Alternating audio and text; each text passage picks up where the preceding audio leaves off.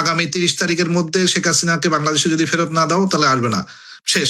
ওই যে diplomatic language এখনো যেগুলো ইউজ করতেছে যে আপনি বলতেছেন যে ফেরত দিবে কে, মানে ফেরত দাও, কিন্তু শেখ হাসিনা তো নিজেই বলতেছে নিজেই চলে আসবে, যে কনফারেন্স করলো সে কনফারেন্সে উনি বললেন শেখ হাসিনা তো বলছিল সে পালায়ও যাবে না। তো আবার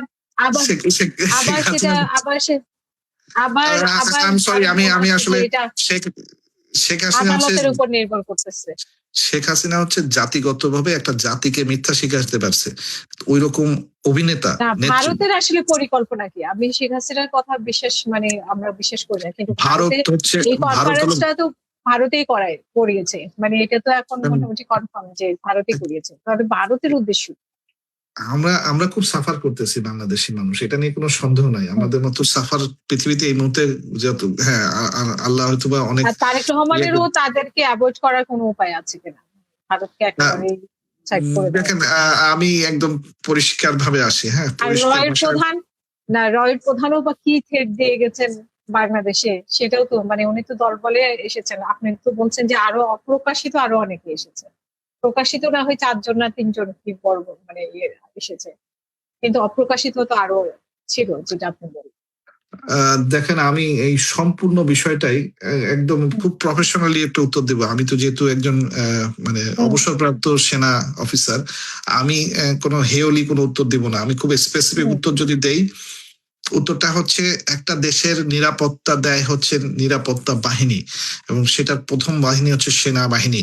এবং সেনাবাহিনী যদি চায়, আবার রিপিট করছি, সেনাবাহিনী যদি চায় যে এই দেশে ইন্ডিয়ার মতো কোনো দেশের কোনো গুপ্তচর বা কোনো ধরনের গুপ্ত বাহিনী কিংবা ইভেন ওদের দেশের সেনাবাহিনী আমাদের ক্ষতি করতে পারবে না, তাহলে সে রক্ষা করতে পারবে।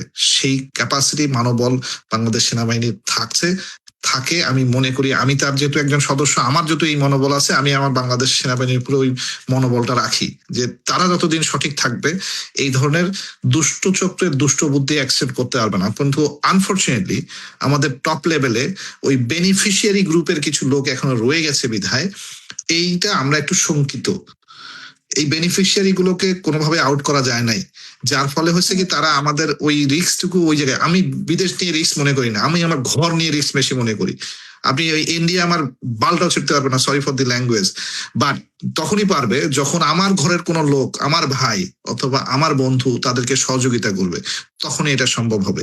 তো সেই ক্ষেত্রে সবচেয়ে প্রধান ভূমিকা রাখবে হচ্ছে সেনাবাহিনী এবং যে কটা ইন্টেলিজেন্স অর্গানাইজেশন আছে, যেমন ডিজিএফআই, এনটিএমসি, এনএসআই, এরা যদি তাদের সারাদিনের সঠিক কাজ করে, তাদের কাছে যদি সঠিক তথ্য তারা কালেকশন করে এবং সেটা তারা যদি আমাদের দেশের প্রধানকে এই বিষয়ে সহযোগিতা করে, তাহলে এইটা করবে আমার ইন্ডিয়া, কিছু করতে পারবে না, নাম্বার 1।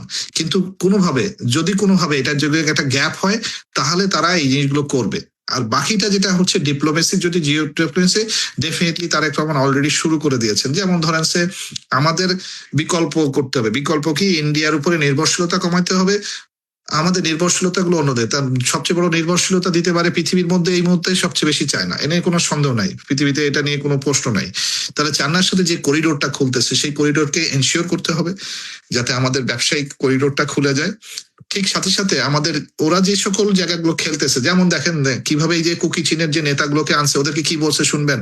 ওদেরকে বলছে আমেরিকার থেকে $1 বিলিয়ন আসতেছে তোমাদের জন্য। হ্যাঁ, মিথ্যা কথা কিভাবে দেখেন ছড়ায়। তোমরা এই হিল ট্রাক্স এবং এই কক্সবাজার, এই আরাকান নিয়ে তোমরা আরেকটা রাষ্ট্র বানাবা, তোমাদের এটা খ্রিস্টান রাষ্ট্র হবে।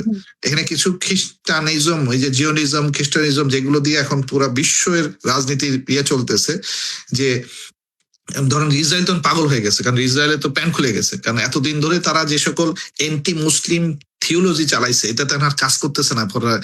যেমন ইউরোপে, আমেরিকায় প্রত্যেকটা ইউনিভার্সিটিতে আন্দোলন শুরু হয়েছে। কিসের আন্দোলন? কি হচ্ছে? তোমরা জেনোসাইড চালাইতেছো, তোমরা একটা রাষ্ট্রের হাজার হাজার লক্ষ লক্ষ মানুষকে বন্ধ করে মেরে ফেলতেছো মানে প্যালেস্টাইনের।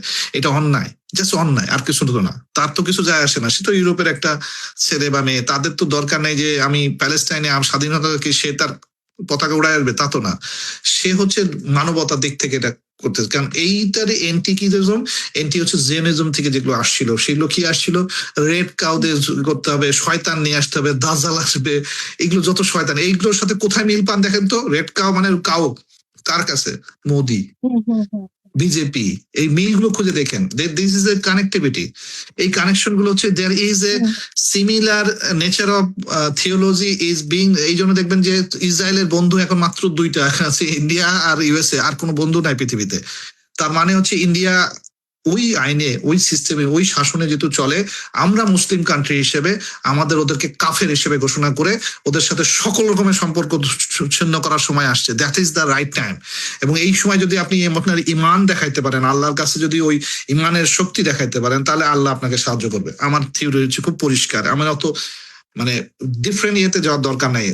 সিম্পল চিন্তা করেন, মানুষ যদি, প্রত্যেকটা মানুষ যদি চায় যে একটা দেশকে নিয়ে ভাবে, যদি মনে করে এটা একটা ইসলামিক দেশ, মানে যদিও মানে ইসলামের দেশের এই থিওলজিটা ভিন্ন, বা যদি একটা ইসলাম প্রবণ মানে একটা এখানে প্রত্যেকটা মানুষ, তাহলে আমাদের প্রথম কাজ করতে হবে, আমরা কোনো নাপাক থাকবো না, আমরা কোনো পাপের কাজ করব না, আমরা মিথ্যা বলবো না। এই কথা করলেই তো সব জাতি উন্নতি হয়ে যাবে, তো আর কিছু দরকার নাই। তার মানে এইটা যদি হইতে দিতে হয়, তাহলে ওই যে ইন্ডিয়ান ভাবি নাটকগুলো দেখা যাবে না, হ্যাঁ, ইন্ডিয়ার ওই সকল অ্যাড দেখা যাবে না, ইন্ডিয়ার যে খারাপ জিনিসগুলো শুধু আমাদেরকে বাজে জিনিসগুলো দেখানো হবে, সেগুলো করা যাবে না। এইগুলো যদি করতে পারে, তাহলে তো হচ্ছে আমি তার সাথে কাফেরের সাথে সম্পর্ক রাখলাম না। কিন্তু যদি কাফেরের সাথে একটু একটু সম্পর্ক রাখবো, আমার একটু বিয়াই সাজবো, আবার একটুখানি আল্লাহর কাছে যে 5 ওয়াক্ত নামাজ পড়বো, এই নামাজ গ্রহণ হবে না। তাই এই জন্য প্রথম কথা হচ্ছে জিহাদের মতো যুদ্ধ ঘোষণা করতে হবে। ঠিক আছে, আমি তোর সাথে থাকবো না, ব্যবসা থাকবো না, তুই যত বড় পাওয়ারফুল দেশ হোস না কেন, তাতে কি হয়েছে? মানে আমি আমার বিকল্প রাস্তা বের করব, আমি নিজের যোগ্যতাই বের করব। সেটা হচ্ছে চায়নার সাথে করিডোর বের করেন, আরাকানের সাথে দরকার হয় বসেন, মিটিং করেন। ভাই তুই যদি দেশও করতে চাস, তোর যদি আমার 5 বিঘা জমি দিতে হয় দিব, কিন্তু তুই ইন্ডিয়ার সাথে বন্ধুত্ব করতে পারবি না। কাফেরের সাথে বন্ধুত্ব করবি, তাহলে আমার সাথে নাই। হিসাব পরিষ্কার। আমেরিকা পরিষ্কার ভাবে বোঝা যাচ্ছে যে সে বঙ্গোপসাগরের একটা ঘাঁটি বসায়, সে চায়নার এই মানে তেলের রুটটা বন্ধ করতে চায়, সেটার জন্য তারা আমাদেরকে লাগবে।